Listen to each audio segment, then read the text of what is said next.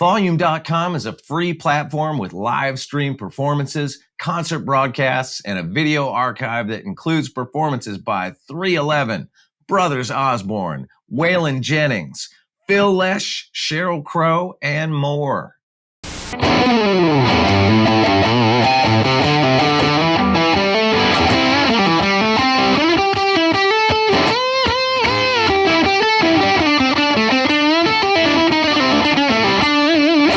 That is not at all what this guitar solo does, but every time I try to play the actual guitar solo, it just makes me want to do that. I don't know why. It's inspiring.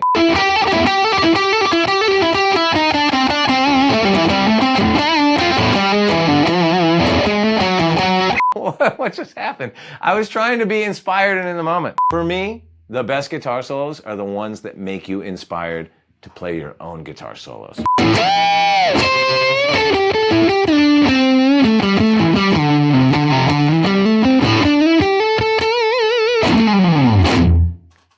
Yeah, buddy. 1, 2, 3.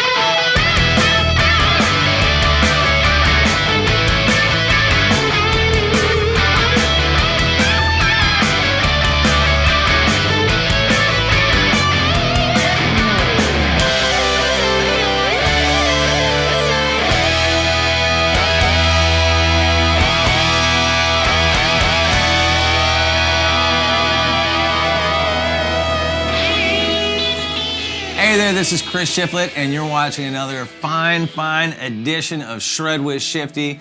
Just like the last couple of episodes, we've got links below if you feel like donating to some great charities that are doing good work for people impacted by the Southern California fires. I love my people out there in the Palisades and Altadena. And don't forget, you can always watch ad-free versions of the show over on volume.com/shifty, and there's lots of bonus content and a bunch of other podcasts and live streams and all kinds of great stuff, so go check it out. Let's get into today's interview. I had the great pleasure a few months ago of interviewing the ladies from Larkin Poe, who I'd never met before, but we have a lot of mutual friends, and we had a great talk, and they play really nice with the interview ball. This is Megan and Rebecca from Larkin Poe on Shred With Shifty.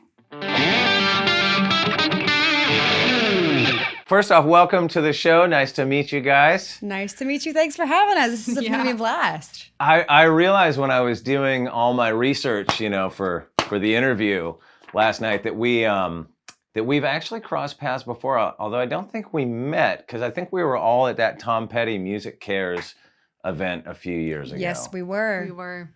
Yeah. We were busy salivating over y'all's performance. It was kick-ass. I was busy trying to cozy up to Mike Campbell. Hey, that's unsuccessfully. A worthy goal. That's although a we did worthy lure goal, him to the show at right some there point. with you. So, yeah. Anyway, how are you guys doing today? Where are you guys? Are you are you in Nashville? Do you guys live in Nashville? Yeah, we live in Nashville, and we are in Nashville right now at my house. Oh, nice. What are you guys in the middle of getting ready to launch your next record and hit the road and do all that stuff? Or what's going on? I feel like we're always in a perpetual state of hitting the road. We just actually wrapped up a run with Slash. It was like in support of his blues record. So we were doing amphitheaters with him and some good buddies. That was a really cool run. And now we're sort of doing Weekend Warrior festivals between now and the end of our touring cycle, kind of at the beginning of October. So doing big tours like openings for Slash, like when you're on a big tour like that those kind of slots can be kind of daunting, and playing big festivals and all that sort of stuff. So how do you like that versus just going out and doing your own shows? Like, what are sort of the pros and cons of either side of that? I like the variety personally. I like to shake it up and experience all different kinds of gigs, because it's completely different, like opening for Slash as opposed to doing a headline tour, but they present different challenges and different pressures, I think. Yeah, totally. The primary pressure of the Slash run being all of the sheds that we were playing, where it was like Georgia, Tennessee, North Carolina, Alabama at this time of the year. Like it was, I have to say, like, salutes and major respect to the fans for sticking the landing, because it was hot. It was hot. Oh my God, tell me. I was just out all summer in the States as well. And it's funny because I did a rig rundown the other day when we were in Cincinnati, and we did it, sort of around sound check time in the middle of the day. and I knew going in, I was like, I really shouldn't be wearing shorts for this. That's super not very rock and roll. But I was like, my face is melting off, so I could just kind of I'm just gonna have to go with the dad shorts and just kind of own it. Hey, dude, I feel like rock and roll is in need of some rebranding right now. You rebrand it with shorts, dog. Do it. Well, that's for me personally, I mean, I came up in the 90s, like I was in a band called No Use for a Name, and it was like Warped Tour era and all that, like sort of 90s punk rock thing. And it was always shorts. So when I joined Foo Fighters, that right there was a transition. Like, oh man, I got to lose the shorts. There's no shirt off shorts, in the middle of the day with your G-Shock anymore. I think I might be too old to go back. That's what I'm saying. I might be a little too old to go back. Never. Oh, you're perfect guests. Thank you. Well, let's get into your guys' sort of musical history, because I know before you guys had Larkin Poe, you guys were a bluegrass band, like when you were real young. And how do you pronounce your last name? I pronounce it. Is it Lovell sisters? That's how do you guys right. pronounce it? Lovell. Lovell. Okay, got it.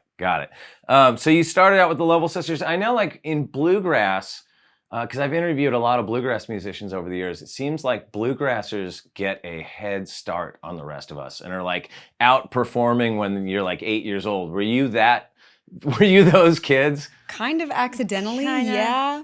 But I feel like we got even a late start in bluegrass than a lot of bluegrass pickers. And I totally agree. I do think that they get a leg up because the discipline of bluegrass is so strong. It's kind of like classical music in that everyone is prodigious, and that's just the way of it. Everybody is a prodigy.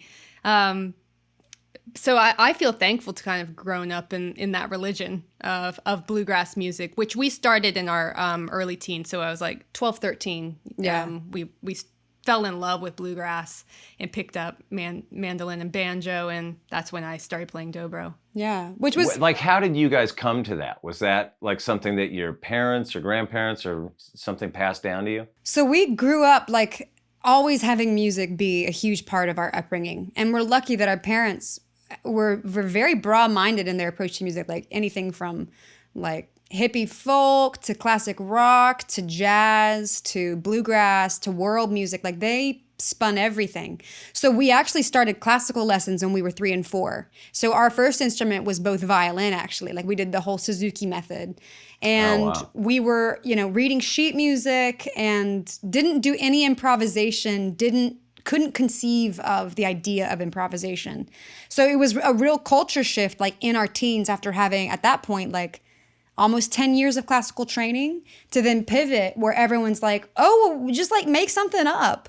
And then they're doing it at like an incredibly high level. And I think that there was a part of like our personalities that just fed on that energy. And we really wanted to have the ability to like creatively express with our instruments. So bluegrass wound up being like the perfect mix for us. And how did you guys land on the instruments that you landed on? Like for me, I had 2 older brothers. My oldest brother played guitar. My middle brother played bass. So when it sort of came time for me to pick an instrument, I thought, I can't do either of those because that's what they do, So I picked piano, which I never actually did. My mom bought one and then I never actually played it, and eventually just went, I'm just going to play guitar. But like, how did you guys, did you have a similar thing? Like, well, she's playing mandolin, I got to play the dobro. I think I sort of fell in love with dobro first. Mm-hmm. So in that scene, it was so perfectly suited to me. And I wasn't going to do anything that had frets. I wasn't going to play any instrument that used frets because the violin is fretless, and I just felt like that was my calling, was to be something with slide. But we grew up listening to a lot of Alison Krauss, and not knowing that dobro was what I was hearing Jerry Douglas play on the record. But then I saw it being played, and the dots kind of connected, and I just fell in love with the dobro. And then you played a variety of instruments, including dobro for a second.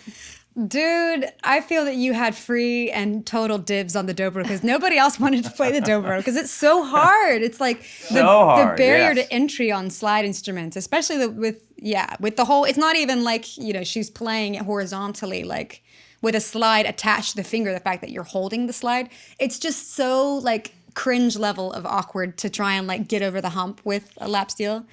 So I totally agree. I mean, it's funny because I own a lap steel, I own a dobro, I own a pedal steel.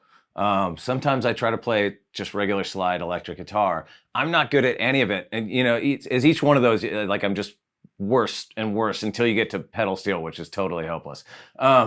So I was wondering if you could talk about that, like all the different kinds of steel guitar, and is what you play now considered lap steel, or is that a whole different thing? This is lap steel. Yeah, gotcha. What I play now. And I started on dobro, which I guess you could say very loosely that dobro is the acoustic version of the lap steel. Right.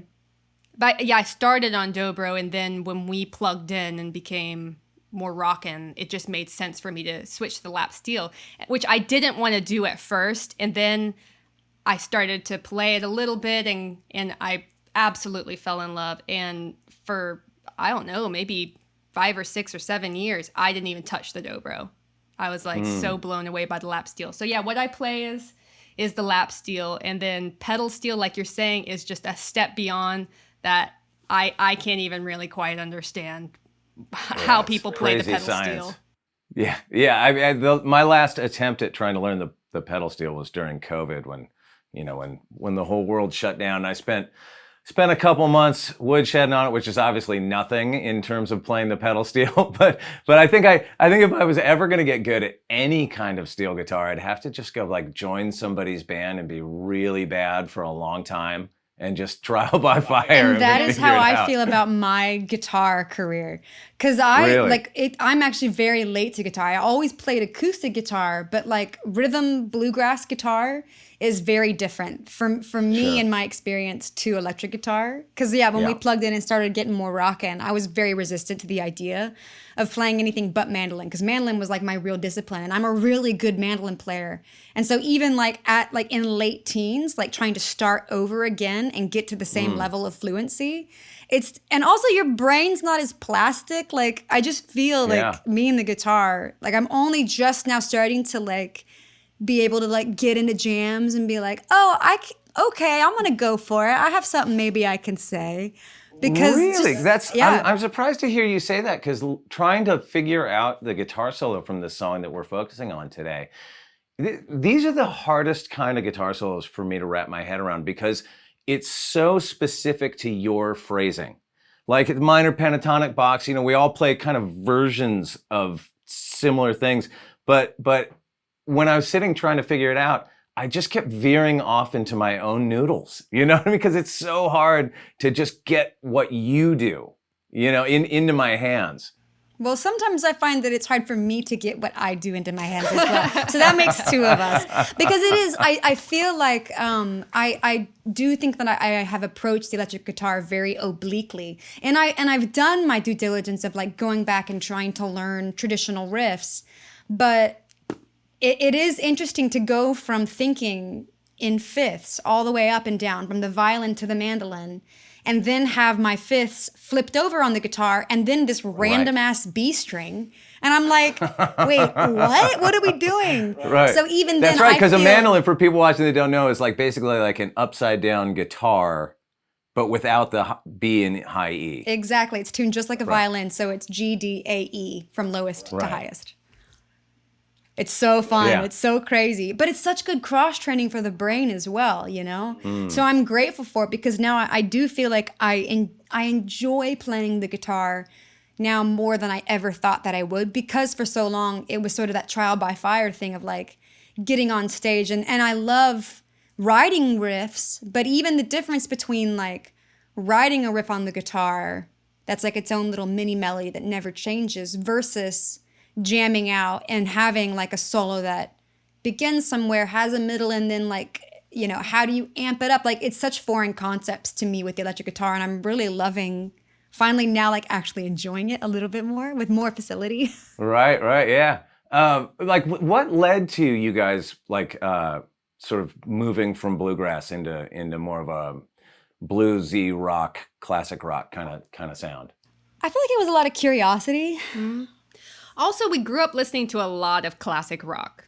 Like I would say that was the main thing we were listening to, and that sound was always drifting around in our heads as something to aim for.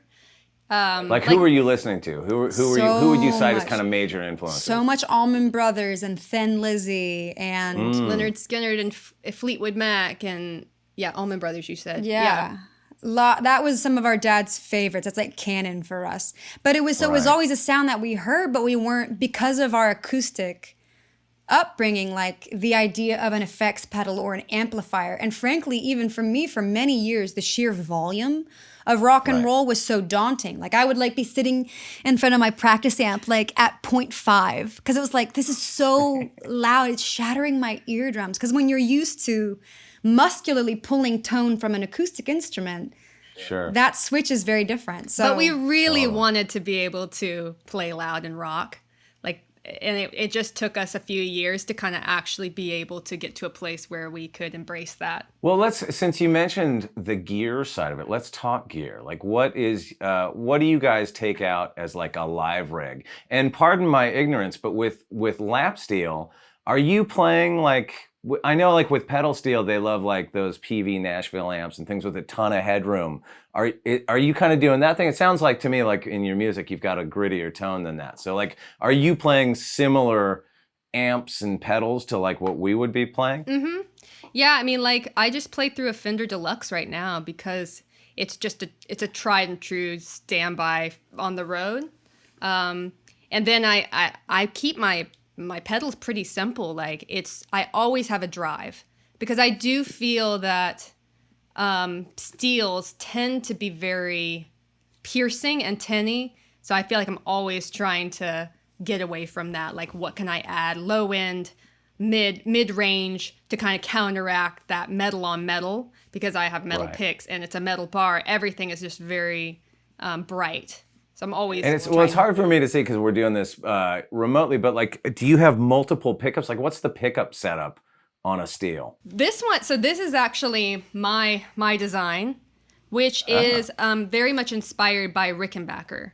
So I've got just a Lawler horseshoe, which is a remake of those old Rickenbacker lap steels, the Pandas. Made from Bakelite, and I love the tone of those. I think those are the most amazing lap steels. So you're not doing like toggle switching to the neck pickup to the bridge and any of that kind of stuff? Nope.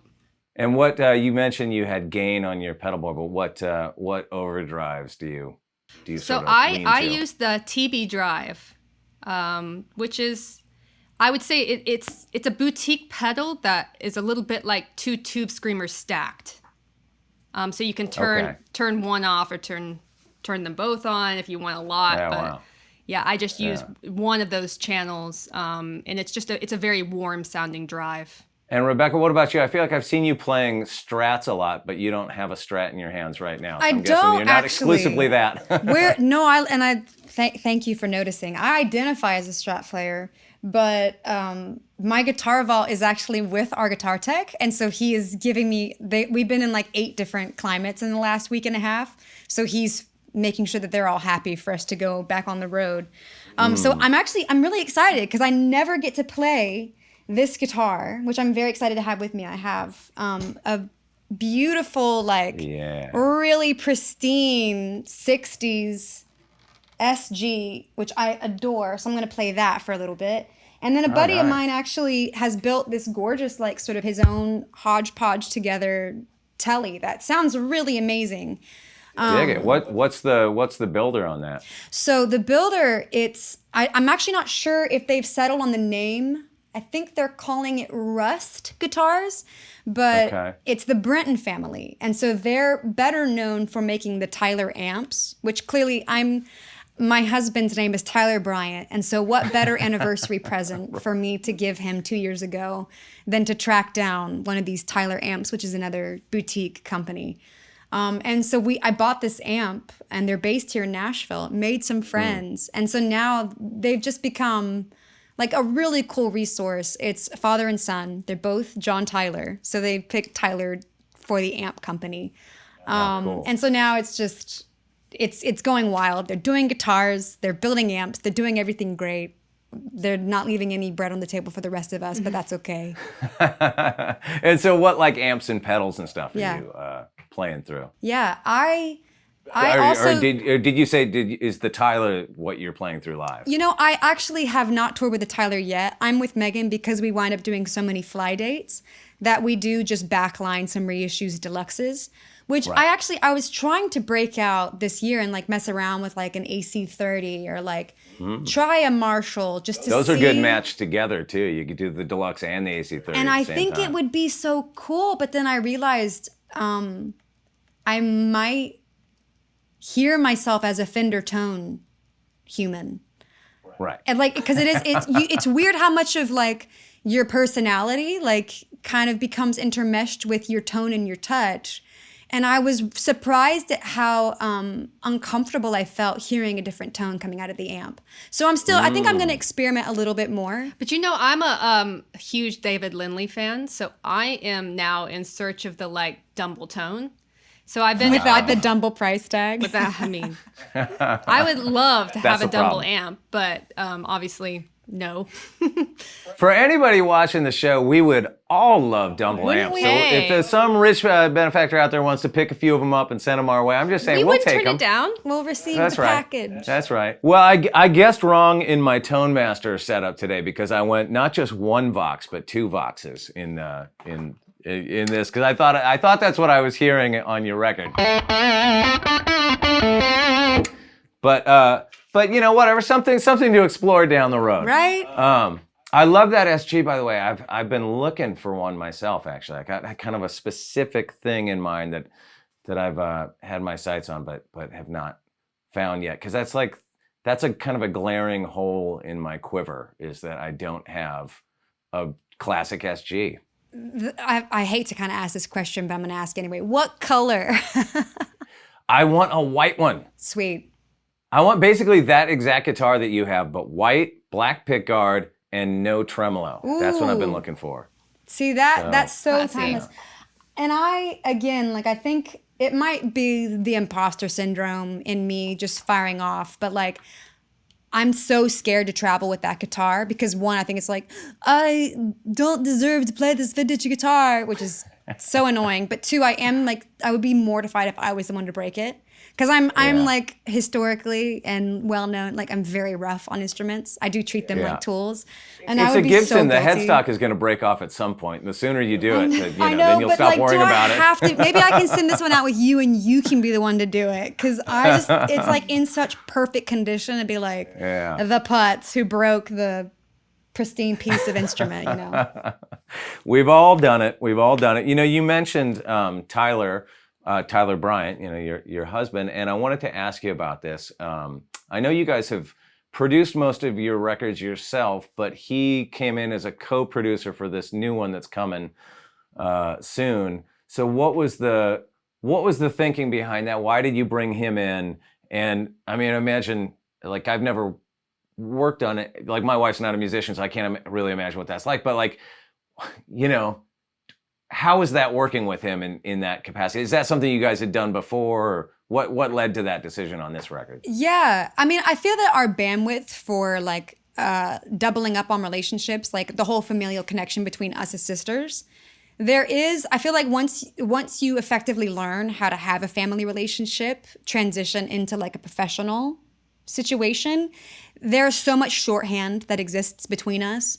And so long as we've been really dedicated and like we put a lot of energy into our relationship, with like how we talk to each other, when and how we discuss things, like making sure that there's so much respect in our relationship. And so I think that etiquette carried into also being able to bring Tyler into the studio and us all work together and actually have it be a bonding experience and not like, because it could so very easily slip into territory where it becomes, like they say, you're not supposed to work with your family. But so I get it, like for clear and obvious reasons. But it really has served. It was more, I think, an experimentation. And we have so much musical kinship with Tyler. Mm-hmm. That was one of the original reasons that he and I like became friends and then eventually fell in love, was our shared love of music and being like, oh my God, like Chris Whitley is your number one favorite artist too. So that was always sort of like in the background of such a kinship. And Tyler is an assassin in the studio. He really enjoys recording, which I can't say. I don't know how you feel. I don't really love being in the studio. So being able to bring someone who has like a real joy of like the minutia and like the possibility that can sometimes feel suffocating in the studio. It was like it's really fun to have that energy with us. And it's good to have a producer it's good to take that out of your hands, because I don't know what it's like for you guys, but I get lost making a record. It's like on day one you're excited, and then it's this fog for a couple of weeks, and then it's over and you're like, what did we just do? Are we done? Well, I feel that Tyler, he's able to be in the way in a good way, and then to get out of the way when our relationship, because our vibe is like super thick. So for him to be like, all right, I'm going to produce now. All right, you guys take the reins. You clearly know what you're doing. Y'all take it.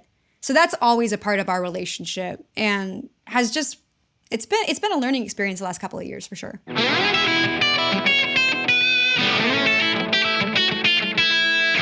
Well, let's get into the song. Let's get into some Widdly Widdlies here. We're focusing on Summertime Sunset off your record Blood Harmony. And like I said, it's hard to get into somebody else's phrasing, you know, when it's like around the same kind of similar things that you do yourself, you know, with that like. I just find myself like, I'm like, okay, I'm doing my own stupid thing. But dude, that's the beauty. Why don't you run us through a little bit? Just a little housekeeping. Song is in the key of A. I assume you're in standard tuning when you're playing this, and you're starting out in a minor pentatonic box. So where are you fretting that, and what are you doing? Oh my gosh, this is so fun. Also, because I went back and listened to it, because we've been playing this song on stage now for quite a few years, and I was like, well, what did I even play? And it's funny that even from having recorded this solo, I feel like the way that I would construct the solo now is already different. So what you're describing of like, oh man, trying to get back into that moment, that snapshot of time that you were in is really fun. And I fret it down here.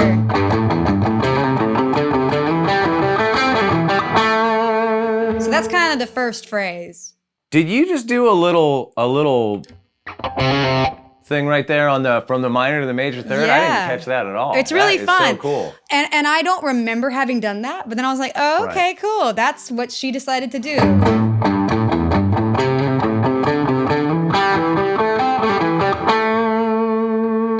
Nice. Yeah. And then there's a little, like a fast kind of trill thing. Which to me is sort of like just a vehicle of like getting up the neck. Right. And then I think it goes, let me think.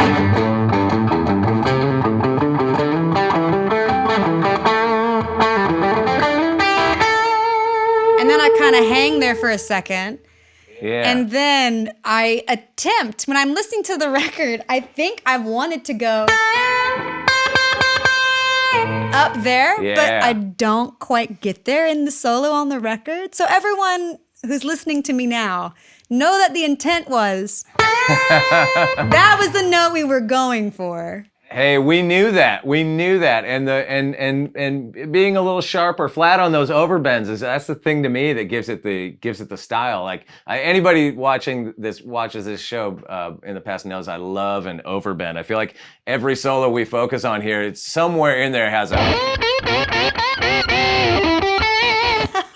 Then there's this next thing that I heard as being like kind of a which I was wondering, is that like, are you like a caged, what do they call it? Caged. Nobody ever talked about caged anything when I was a kid, but now everybody knows this caged theory. Is that what you're pulling that from? Do you know that whole thing where you do the C-A-G-E-D? I'm going to sound like a total moron on this episode. No, actually, I don't know about I didn't learn the cage system when I was a kid, but it's a thing now, you know? Is it a thing now? Uh-oh. It's a thing now, yeah. Uh-oh, I feel like I'm on the outside of the thing. Well, it's basically, uncaged. You know, C-A-G-E-D. You just play around those chord shapes all the way up the. Oh yes. Okay, I have heard about this, but that was honestly that moment for me was being proud that I could figure out an inversion. Nice. Right. I think realistically. Yeah. So yeah, I think that we should just claim that we feel uncaged. That's what There we you go. are. Yeah. Perfect. Thank you, Yeah. Megan. That's the term. Exactly. But that's right. Yeah, I Uncaged. did do like that in the solo. So what exactly did you do there? So let me think. Because you're working your way up, right? Yeah. So let's mess around with the.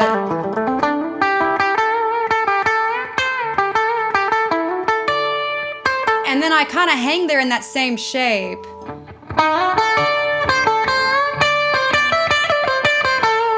Something like that, which it's kind of playing with the whole major minor thing that I think is just like so typified by all the Allman Brothers stuff. Sure. And it's that thing with when you go to the 4 chord of playing the major third over it or whatever. And then the minor third and the A. I'm not great with theory, but I know what you mean. Dude, but neither are we. And that I think has been like, in listening back to this solo too, and like thinking about the spirit in which we all approach our instruments and how much theory or how little theory is informing everyone's playing. Like, I think, I don't know if I'm alone or if I am of the group when it's like, when I'm playing, I'm very rarely thinking of the changes. And I'm very rarely thinking of shapes. Like I'm truly just trying to hunt and peck and fulfill the melodies that I'm hearing in my mind. But none of it's informed by by theory in the slightest. And that's something that I kind of like go back and forth on with myself of like, well, do I really need to buckle down and learn more? Or what is more important? What's the goal? Like as a guitarist, are we trying to, do we want to be like unique individuals and just hunt and peck our way into like our own unique sound? Or I don't know. Well, that's a really interesting point because like, how do you sort of breathe new life and inspiration into sort of well-worn, we're all playing the same pentatonic box, but sort of how do you make that fresh for yourself? Yeah, I think of a player that comes to my mind when you're describing that is somebody like St. Vincent, who is a very angular player and who is totally unique to her own in the way, like melodically, this, I guess to use a theory term, like what she's superimposing over top of her changes is like willfully pointy and sharp and like a little dissonant. And that's kind of what does make it kick ass. And I think when I hear St. Vincent playing, I know that it's her in that way. Right. Well, so that's interesting. So when you, because you did something cool in this solo over the 5 chord. And the 5 chord to me in these kind of 1-4-5 traditional chord structures, especially like if I'm trying to play bluegrass or I'm playing something like honky-tonk type country or even just kind of blues rock, the 5 chord's the one that always trips me up, particularly in country music. I don't know why, but that's the one that I always get lost on. I'm like, oh no, what am I doing? I'm in the wrong spot.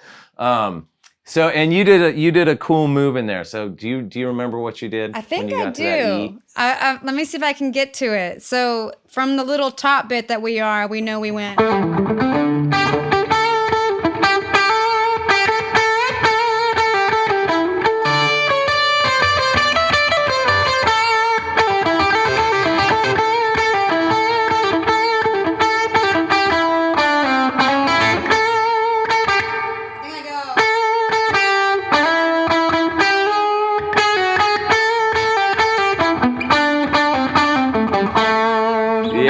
I do like that. Yeah, when you do that, whatever. That one, I thought that I was like, oh, I'm gonna bite that for something. And that's my favorite part of the solo. And I do, if I remember correctly as well, that was totally accidental. Which is really like, it's a little bit like humbling to kind of to really open up and be like very real about. I feel like some of the cool stuff is like when you're like barely hanging on and you manage to like stick the landing with like some vibrato, but like some of the danger of like, all right, we're just gonna totally improvise this solo and see what happens. Because I never played that solo again that way. Like I think if I remember correctly, we were in the studio and like I did that solo like maybe 7 or 8 times in a row. And part of like our ethos as a band, we're trying to be better about like not comping stuff, trying to be better about like letting the humanity shine through. Mm-hmm. And not comping stuff. That is foreign to my ears. which, I mean, and I love a good comp. We do it, but I enjoy comping. And there is, I'm sure all the listeners know what comping is, but for those who aren't familiar with the term, it's like when you're taking multiple takes and stitching them together into a single take, taking milliseconds of time from multiple performances to make a contiguous whole, which when you think about it, is like goddamn amazing, because you're basically time traveling in your solo. Like, well, this solo happened 10 minutes previous and now they're together and they're a whole. Like, it really is pretty meta when you think about it. It can be problematic too, because you can comp something together that you then can't play for real. There's always that. Oh my gosh, I've been there. That happens too. I've been there. Why'd we do that? But isn't that kind of the way? Like, I can't tell you how like meaningful it is that you sat down and actually learned. Like, you as a guitarist learning my solo like somehow feels a bit humorous to me. But it's really cool for you to say that you liked that moment and that was a moment that was truly very accidental. Well, yeah, it's funny. I just interviewed Craig Ross that plays with Lenny Kravitz yesterday, and we did that "Are You Gonna Go My Way?" And he basically said the same thing. They threw that song together. They were just messing around in the studio. It sort of became a song, and he just went in and wasn't even intending it to be like a keeper take. And that's the solo that we all know, you know. It's just, and you hear that and you go, that solo to me sounds so perfectly orchestrated, and it's just perfect to that song. And that was just him just going like, you know, just kind of, well, we got to put something here so we remember the idea. You know what I mean? It's so cool. That's how you get the magic. That is how you get the magic. Overthinking it. Which I guess is sort of like for all of us players, it's like that's why you do run scales and like try to keep your fingers on your instrument such that when inspiration and instinct kicks in, you're able to keep up with it. Which that's kind of been my goal in recent years as a guitarist, is to just have enough chops to hopefully follow my intuition. Because if I'm talking about a really intuitive player, I would think about Megan. Like, Megan is the kind of player where if we're like in the studio or we're on stage and I'll sing a melody at her, she can play it right back to me. And that's something that I think I want to embody as a player, is like that ability to just limit the connection time between your brain and your fingers. But you talking about it being like a bum note, to me, I think it's all a head game. I think you just have to go forth boldly. These days, when I've been hitting wrong notes, I'll like immediately try and go back to it to figure out how I can put it into my solo in a way that was actually right, which I think is fun. Because there really aren't any wrong notes. Yeah, we need to have a more egalitarian attitude towards, they're not good notes and bad notes. They're all just notes, you guys. They're possibilities. And when you play the wrong one, it's just a little extra. Right? We just gave you some extra notes. Just a bit of sauce on it. We're price. Just being spicy, duh. Well, since you mentioned Megan's intuitive playing, let's get into some lap steel rippage now. And you can see here, I didn't bring one for myself to play because I didn't want to embarrass myself. But this is a great solo, and there's a lot of cool stuff going on in it. Particularly, I was hoping you could really break down that. It's not long into it. You do a really fast sounding thing that's. I was like, what is I couldn't even really get a handle on where I thought it might be. Yeah. You know. So why don't you run us through what's going on there? Definitely. So that's a very dobro thing to me. Like hammer-ons and pull-offs, that's pretty much the only way you can do fast notes playing slide, since basically you're just playing everything with one finger. So it's a way to get to double up. What tuning do you are you always in like G or E, or like what do you where do you go with I that? like open G, and that's what I'm in most of the time. I'll play around occasionally on a song here or there, but for the most part I'm in open G. All right, let's see some of that open string lap steel rippage. So I think it was, and I don't even know it, I think, as well as you knew your solo, but let's see. Do you want me to play backup for you? Or do you want to just play? All right. Just something soft, maybe? Sure, you ready? 2, 3. So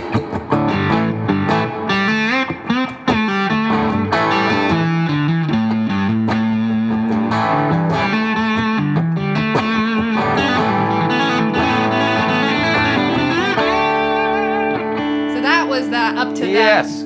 the fast Do part. that slow. Let's see that slow. And could somebody apply that to playing regular bottleneck like electric guitar slide? That's interesting because I think it would be quite hard to do that with a bottleneck slide. Because this bar, like you can see it's angled out so that this like edge can make a sharp sound on the string. So I think that might be very difficult to do on the bottleneck. But and it's got some weight to it too. It is. It's quite heavy. Yeah. So what is that real slow? Like what is the technique there? So it would be so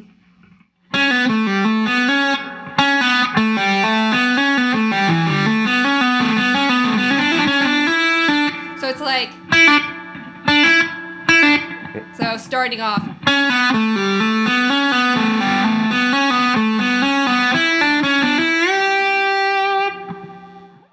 Yeah. And what's the right hand doing? Are you is every each pick on a different string, or how do you do that? So it would be plucking the first note, and then the hammer-on would be without a pluck. So it's creating its own note. It's basically plucking its own string. Okay. As I'm pulling off. And Gotcha. I'm like I'm lifting these fingers just enough for the note to come through, and then I'm muting with these fingers on the edge. So I don't know if it's close enough. Oh yeah, can you talk a little bit about that, Yeah. like the muting technique that goes into playing slides? Because are you muting kind of the whole time with both hands? Yeah, I would say so. 90% of the time, these fingers are planted, and then when I'm doing open and hammer-ons and pull-offs, that's the only time when these fingers come off the string. But then also palm muting is really important. So it is to keep those notes from ringing, and the sound of metal on metal. It's very That's what important I sound to do. like when I try to play that. Yeah, it takes a lot of time to learn, like when you're lifting up and when you're closing down, to keep that all from happening. So Well, hey, can you do me a solid too? Yeah. Because as like a proud sis, like my favorite thing that you do as a player, and I think that you typify this a few times in the solo as well, is your rake. Because I feel like the rake, it's something that ties electric slide players like a Derek Trucks with what you do. But I think that you're pulling, like clearly, again, with the guitar being flat in her lap, I feel like gravity is playing a different role in what you're doing than a bottleneck slide player would. Yeah. So can you demonstrate really quickly, how are you pulling off a rake? And can you demonstrate a rake, please? definitely For the class. Yeah. So that's to me a very Jerry Douglas inspired thing. Like he does a lot of like rakes going into notes, and also Derek Trucks. So I love a good rake. And that's when most of the strings are muted, and then the last note is open. So So if I in the solo. Yeah. That's where the soul's at. Do you want to just play the solo one time through so people can kind of Hear the see what solo. you're doing? Yeah, sure. Yeah. Let me play with you. That'd be great.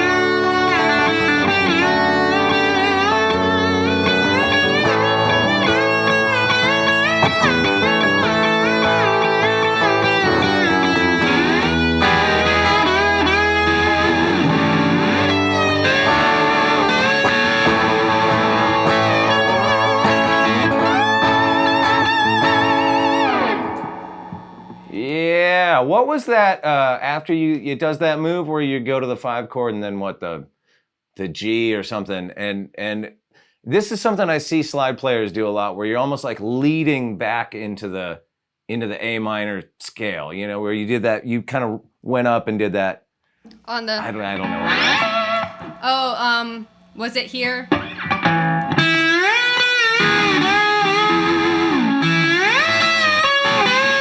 I think that's what it was. Yeah. Yeah. Yeah. So like a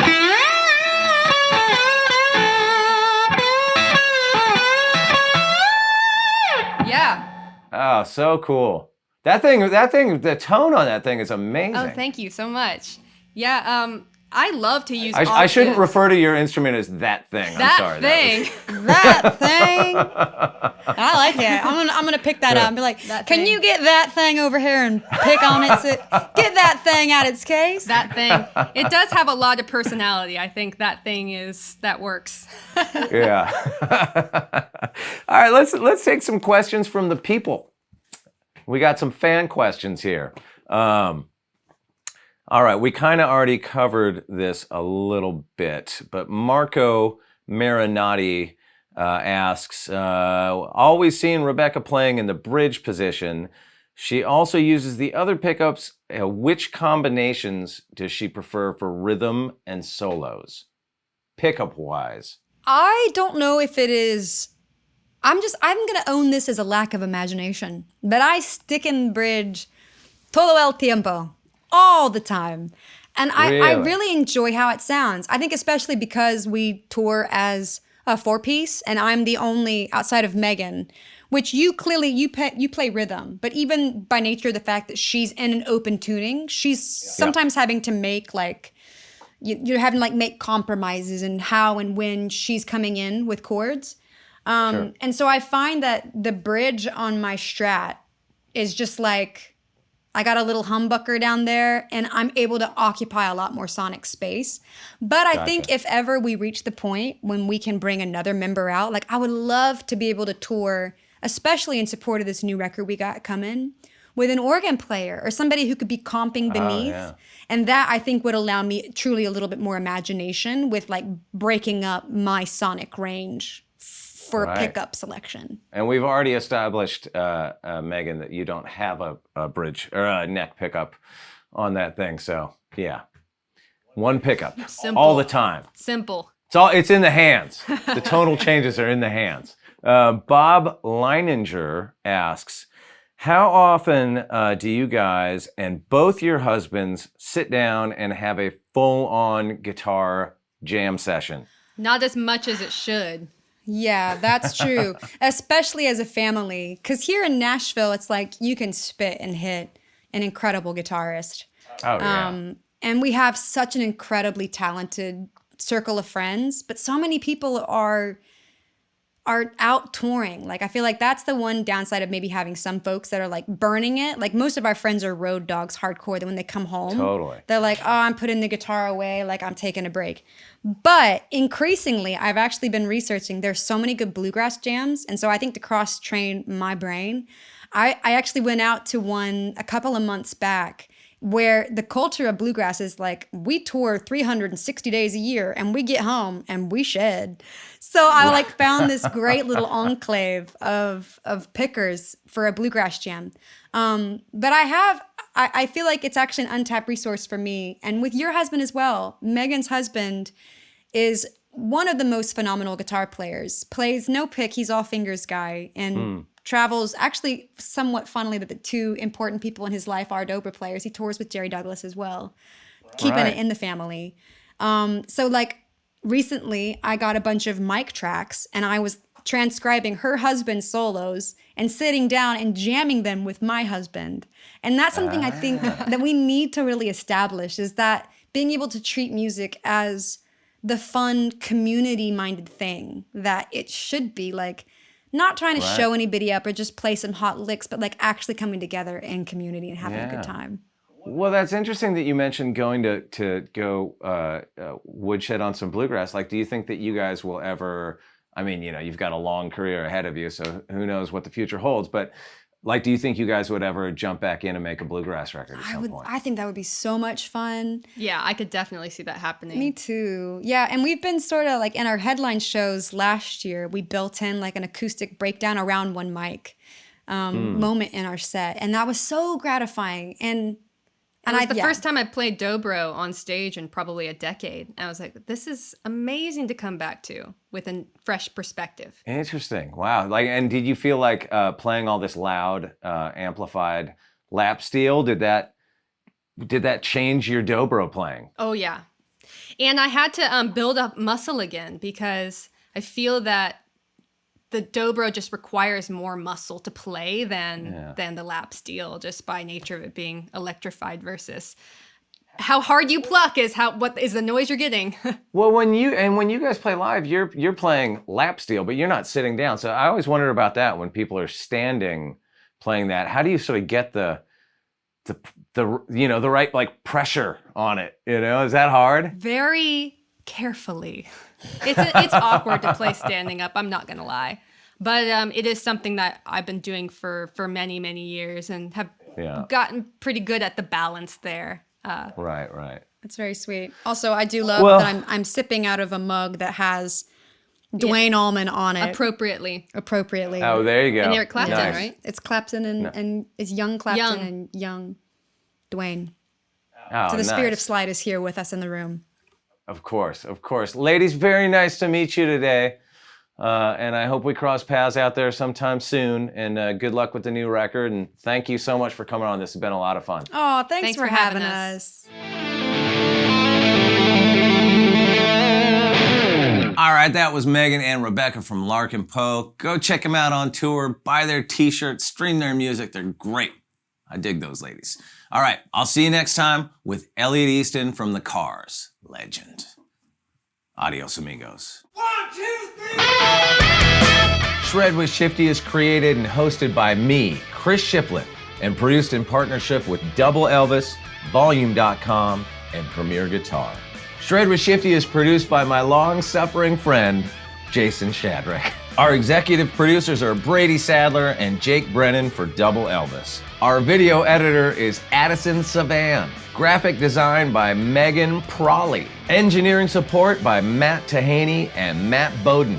Special thanks to Chris Peterson, Jamie Demas, Greg Necrone, Ben Holst, John Romero, and the entire Volume.com crew.